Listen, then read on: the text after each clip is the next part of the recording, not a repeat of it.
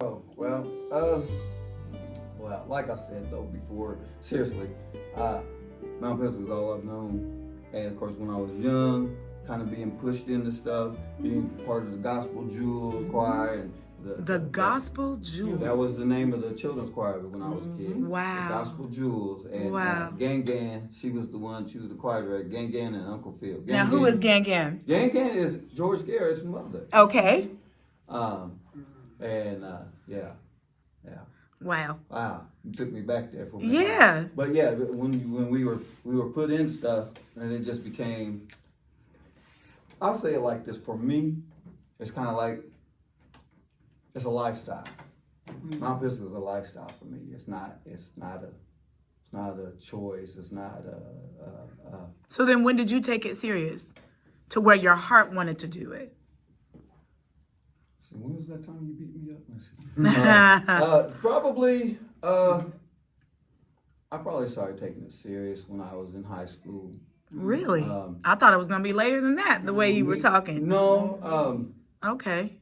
When I started realizing my gift for, I'm a director by heart. Okay. And I was in the band in school, and I was directing the band. And What else did you do in band? Uh-huh. I played all brass instruments at one time. All brass instruments. All right. I probably couldn't play a note right now today though. But anyway, when I started, I was a drum major, field commander, and I love that. It got me to travel a lot and see a lot of places. But I remember Dad saying something to me. He said, "Well, you have a gift. You really enjoy that. Why don't you utilize it for the Lord?" And I'm like, "I can do this for the Lord?" And then I thought about it, I put two and two together. I'm watching. I see Ben. I see some other folks. I'm like, oh, and it clicks. I can do something that I know that I can do. Mm-hmm. And when I started doing that and getting involved and really, finding out with Scotty, working with Scotty and Ben, how do the studying and going over the music and listening for certain things, because you can't just play every song. Sure. And learning how to do all that stuff. Sure. I started to get a joy and feel a sense of me being a part, as opposed to I'm here because I'm Pastor Kemper's son. Right. And I love that for you. So what other ministries were you involved in after that? Let's say music ministry, of course. The youth ministry at that time.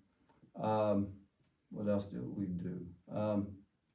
When I was in high school, that's pretty much all I did until after I went to college. And Okay. then after that, I started getting involved with, other things like the step team and all that. When I came back, the step team, drill team, a little bit of the drama kind of things. Definitely your music and the arts. Yeah. Okay. Yeah. Okay. Ma'am. Yes.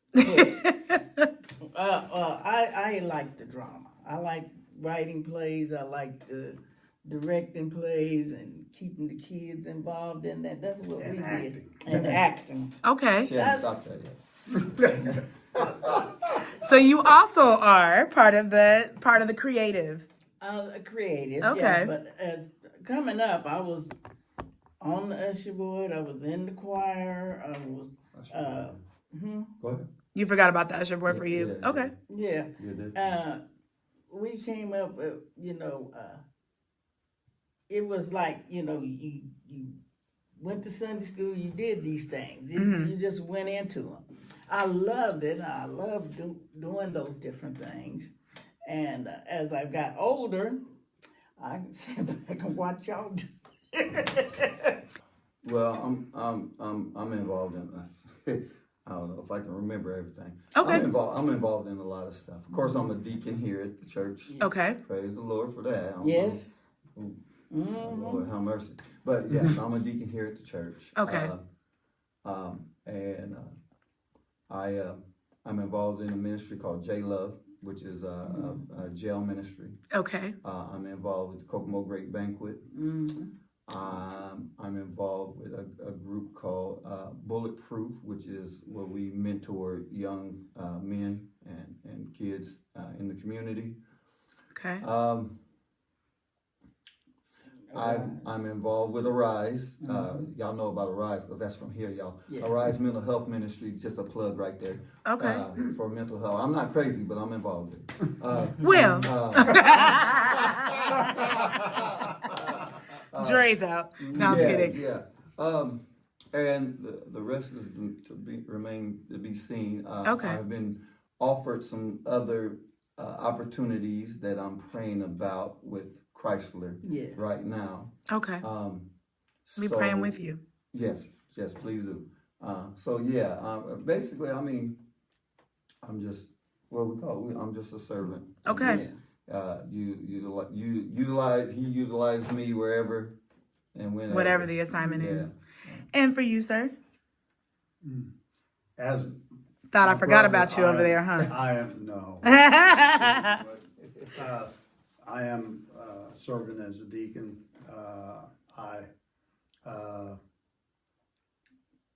With the administrative team, I'm Melvin's backup if he needs it, but he's doing a great job. Absolutely. Anyway, Shout out to Brother part Melvin. of the media ministries, our name has changed so much over the time, and I'm blessed for that.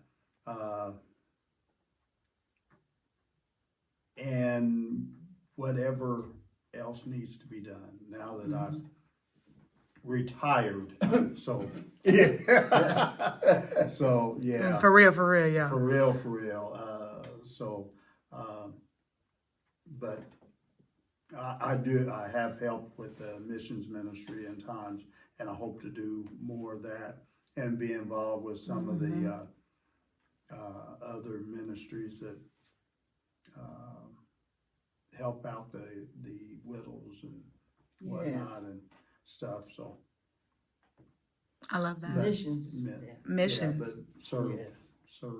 That's What would you say is the legacy that your father left when he passed? And your mother too, if you would also like to speak on her.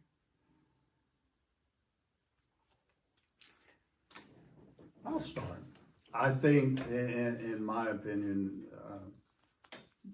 the legacy that God had a vision for Mount Pisgah. And going through that whole process was, sad on the personal aspect, sad on a spiritual aspect, but the vision for Mount Pisgah has been taken forward by Pastor Anderson. Some of the things in which that,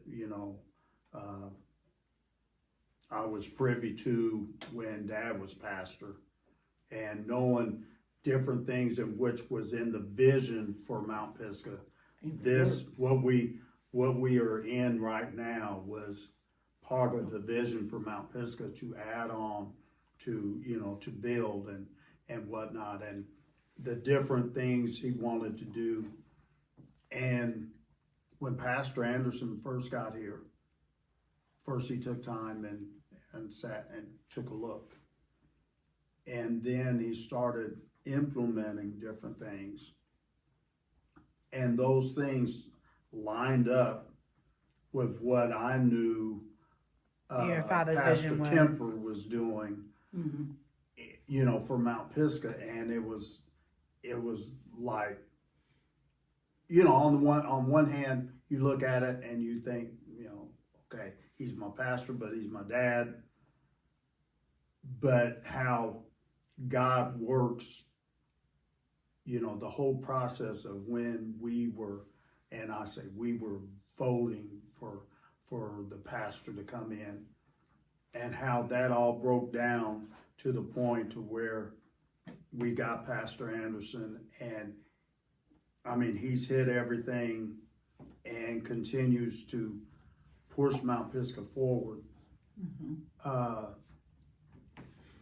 Seeing him as a tool by God and pushing Mount Pisgah forward into those areas that I guess, you know, not equating Dad to Moses, but, you know, Moses didn't get to see the promised land, didn't get to go into the promised land. Got to I was see thinking it. about David and his son Solomon, how he But- couldn't build what he but wanted how- to build. Yeah. How it, you know, God has a plan for your life, and God has a plan for Mount Pisgah. His plan for Mount Pisgah is not the same plan he has for Second Baptist. Sure. But seeing how his plan comes to fruition, we always talk about hindsight's 20/20, and you know, I can look back and see some of the things, and then being here in the present and seeing those things come to fruition, it's a wonderful thing. Absolutely. I would say, going forward, Dad's legacy, first of all, Mount Pisgah and its growth. Secondly, that he did things in a organized fashion where that we didn't have any debt. The next person that come along could just pick up and take it on further. So I take Dad's vision and the things that he had put in place with the administrative team led us to be able to go on further. Now I say this, and it's not saying anything bad. Sometimes people's transitions come at a time when it leads to newer Sure. outlooks on things, makes it easier to go forward. I see that because I know what he had to deal with and getting us there, but he just said, hey, Mount Pisgah is gonna be great. Mount Pisgah is gonna get the right leader. Reverend Anderson came along, looked at, and he had the same kind of forward visions that Dad had. And so he was put in place at that time to carry it on. Like he said, it's kind of like Moses. He didn't get to see it all the way through, but he had it lacked out how he wanted it to go, and it's going. We got this addition here, and that was part of the ongoing legacy for the church. But mainly, my dad wanted to be spirit-led. He wanted us to stay family and close. He wanted there to be love throughout the congregation. And that's what I feel is his legacy. My mom's also, she loved everybody. Do you believe that they would be looking at if they could see it, do you believe that they would be proud and grateful of the foundation that was laid? Because it sounded like God used him to lay a very strong foundation. Yes. Okay. Yes. Okay. And just piggybacking a little bit, and then I'll let my brother speak, but you know, how we were this close to finishing the payoff on Mount Pisgah before Mom passed. And, you know, part of that she was very, I mean, all the time, she always contributed to her, back in the old times, it was building fund, but debt liquidation. And that was one big thing, you know, she always loved her kids.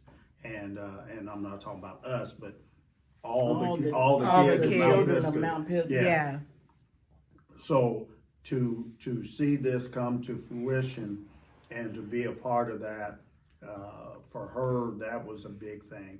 And so, you know, during the time in which when Dad was here and we had those projects, I mean, it was on the forefront, just like Pastor Anderson says, you know, when he gets his first thing he does that because he leads by example. And I think that's what Dad did. So Pastor Anderson's leading by example. And so we've got great examples to show forth, because if you can't lead by example, then how do you expect anybody to follow? You know what? And you know, Jesus did that. He led, but he was a servant. Yeah. And he, you know, reached out to those people in the what would at that time and any times considered the low end, but that's not how Jesus looked at it. Everyone's, you know, everyone is important. Everybody. Absolutely. I think you two kind of touched on that question and my final question, so I'm just going to reiterate it to you. I do want to know about the legacy that you believe that your parents left. And I also would like to hear about, really just hear your thoughts on your father's transition on into Pastor Anderson coming in. Because you two kind of touched on that already and just talked about how, I don't know if uncanny or what word I want to use there, but just how he had never met the man and had, and it just, they seemed to be in alignment. So, you know, I would love to know your perspective on that as you're talking about your father's legacy and your mother's leading into Pastor Anderson kind of picking up the mantle and where you were with that. Wow, that's a lot impacted in all that. I don't even know where to start, but you know, piggybacking a little bit. I was like, you can start with your father's legacy. Well, I just have to make it personal because I mean, this is all about I just got to be real. I'm a little selfish right now. I have to be about me. I'm sorry, y'all. I have to be about me. For me, my father's legacy into my mother's, I'm gonna kind of put them together. Okay. I think it's divine intervention because I see foundation and I see growth, and then I see example, something that they've mentioned. And what I mean by that is my father has always been on the basics. This is the word, this is God's word, it is what it is, the foundation. He worked diligently on the foundation of the Bible and the scriptures. And I remember that from a very young age, you know. And now we have biblical teaching with our pastor now, foundation. And that slides into growth. This is why I say divine intervention.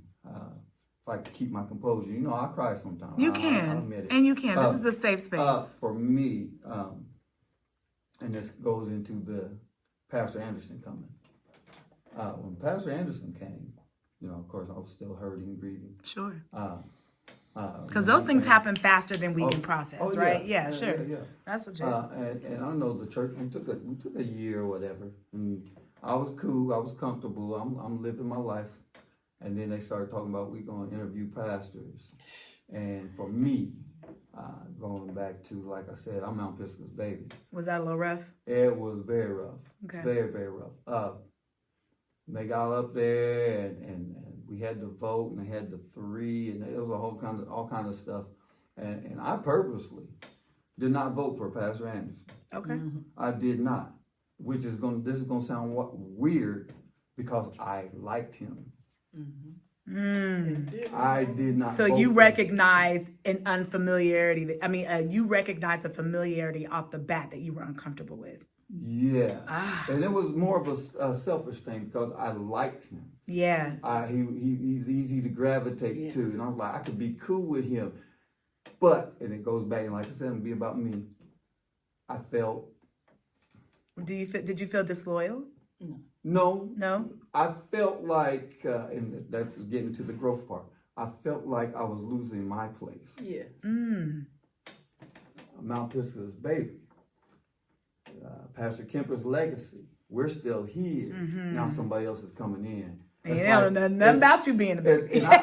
Somebody's asked me this years ago, and I told them this story. It's kind of like, especially when they moved into parsonage, because that was my house. I didn't want to move, but I was grown in, whatever. But it's kind of like you owning a house, and you got your favorite lazy chair and your TV and your remote sitting there. You go out and get some groceries, and you come back, and somebody's sitting in your chair. Sure. And somebody's changing your channel.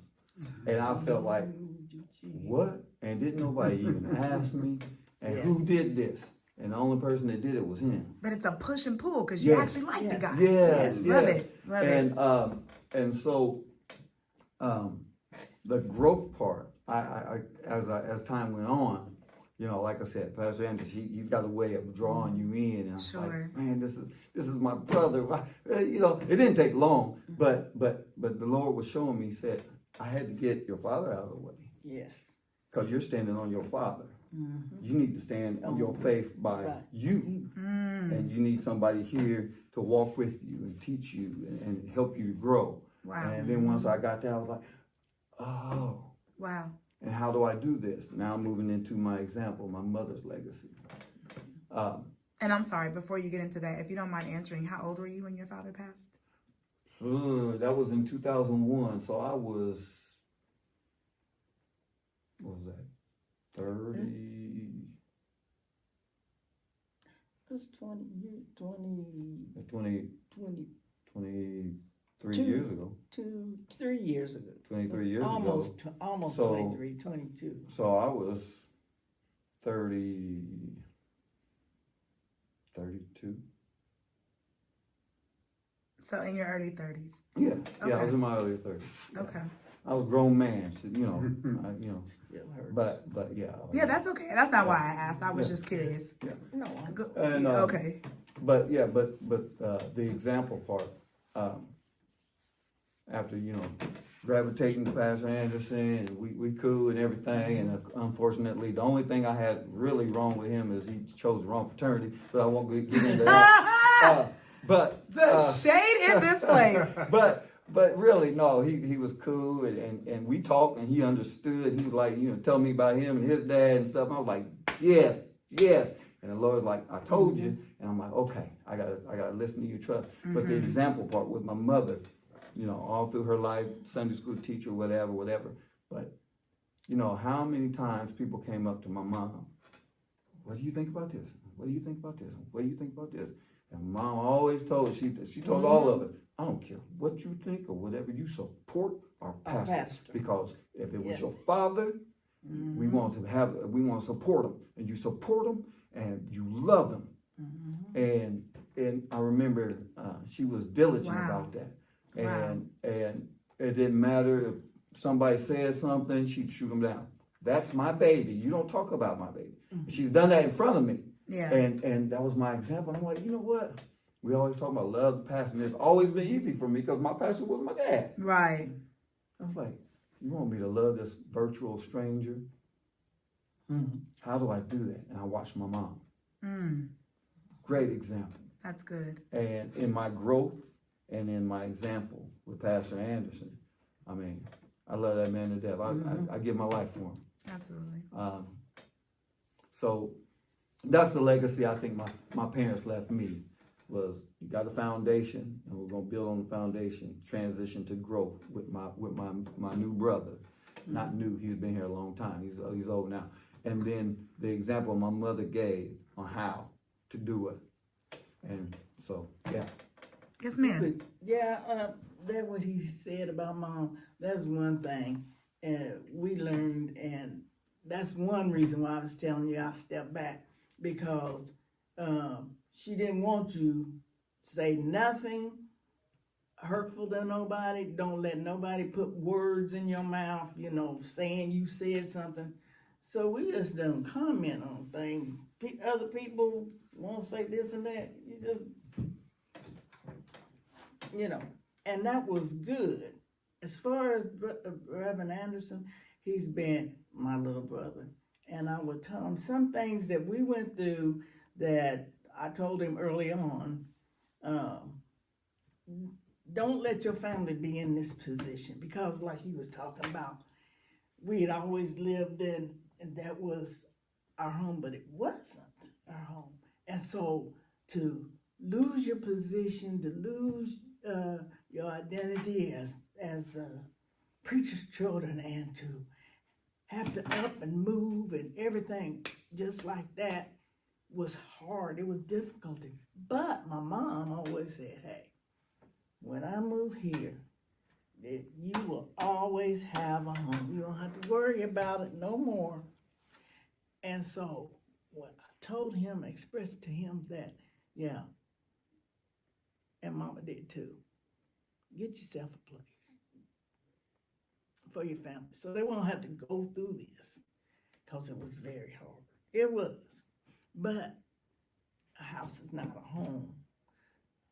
Mom and Dad made the home for us, and we had to get over that. Yeah.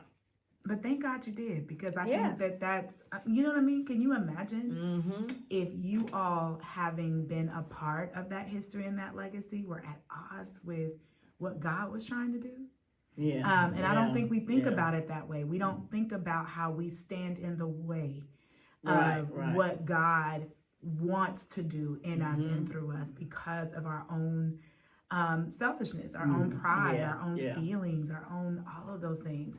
And so I believe it is beautiful. You were going to have a struggle, because we're just human beings. But the fact that I think it's beautiful that you allow the Lord to work in that, so that you were a part of, whether you were, because you probably were the example for somebody else. You know what I'm saying? Like, there probably were people who felt more feelings than you did, probably had big feelings about it, out of loyalty, out of whatever.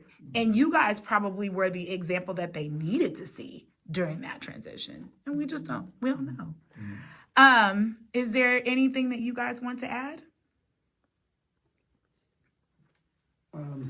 Only thing I'll say is, this is a great thing that is happening. I love the fact of this conversation and everything that's leading up to this anniversary. And we have to remember that God set this in place. And that it's not about us, it's about God. But it's great looking back. It's great seeing the others look back, and that just brings some of those memories back to us. And hopefully some of this that we do today will help those later. And but I think this is a great thing. There's been so many things that have been done, because I grew up in a time in which we used to have one of our senior saints would get up and they would read the history of the church. And so as time went by, we lost some of those people. Sure. And there's so many people I'd hate to name and miss somebody, but we've lost a lot of those people. And to keep the flavor and keep the history going, this whole thing needs to be archived and added to, and so that from this point forward, we're not losing these stories. Yeah, we're not losing it. We're not losing these stories. And the story continues, because this is God's church, and as long as it continues, that story continues. Absolutely.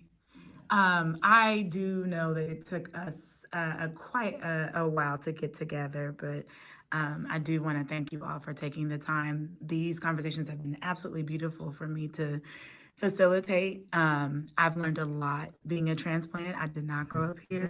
So I've been learning a lot about different families here, and that's just been so filling to me.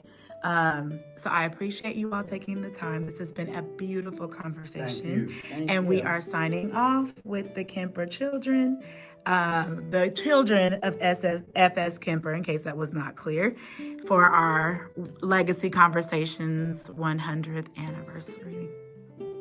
Peace.